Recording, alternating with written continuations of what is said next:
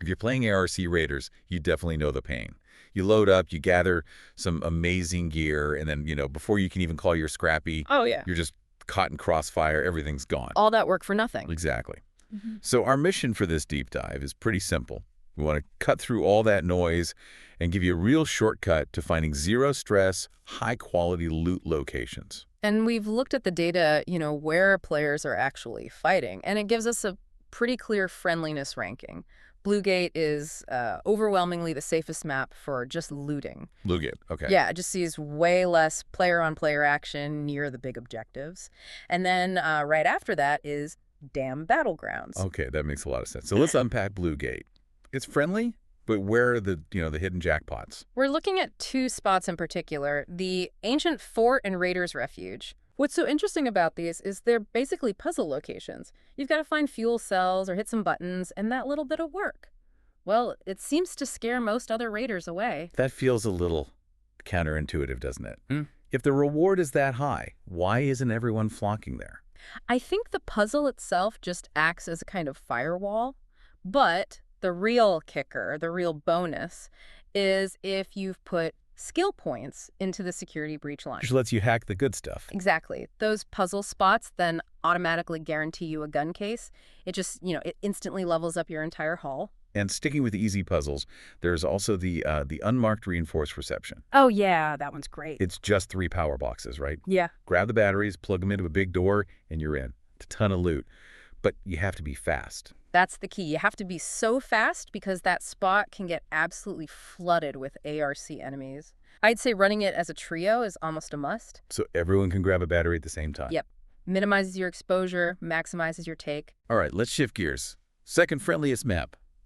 Dam Battlegrounds.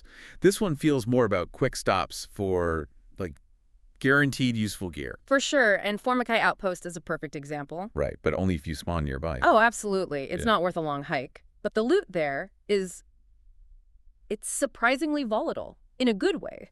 We've seen reports of people finding a high-tier gun case or even a pink rarity item just sitting in a trash can. A pink item in a trash can.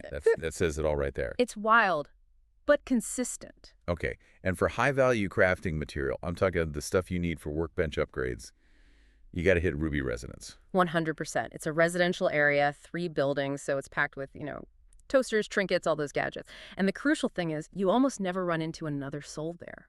So once we move past those first 2 maps, the whole strategy has to change. It does. It shifts from just avoiding danger to using the periphery. So you take a map like Buried City. Which can be a real mixed bag. Yeah, total shoot on sight, especially at night. So you need to play the outskirts. What are the safe plays there?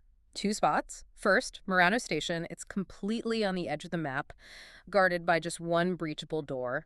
And it's got a Raider Hatchkey extract right next to it. Super convenient. Okay, and the second one? Piazza Arbusto. It has massive amounts of med supplies and quest items. But the best part is the defense. The breachable door is literally the only way in or out. Easy to hold down. I like it.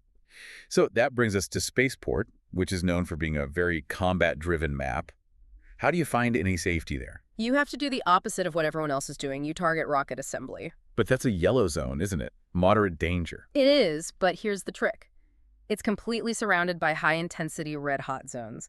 And that danger, well, it acts as a perfect player repellent, so that yellow zone basically becomes your own private green zone where you can just grab a boatload of industrial materials. That's smart, using the danger as a shield. Okay, finally, let's get to Stellamontis. What is the low-stress strategy here? The low-stress strategy is simple. If you are trying to avoid a fight, you avoid Stellamontis entirely. A whole map. The whole map. It is built for combat. It's rife with extract camping, don't shoot betrayals, evil shredders. The risk is just way, way too high. So to wrap it up, the overarching strategy for pain-free looting seems to be hit those puzzle locations like Ancient Fort, raid residential areas like Ruby Residence for upgrades, and always, always use the periphery on the more dangerous maps. Yep. And that leaves you with a really interesting thought to take on your next run. We know the highest rarity loot can pop up anywhere, right? That pink item in a trash can proves it. Right. So how does knowing where you can consistently and safely get tons of crafting materials, how does that change which maps you value? Maybe the real end game isn't chasing that one legendary drop, but just building a steady, safe supply line for all your upgrades. Think about that.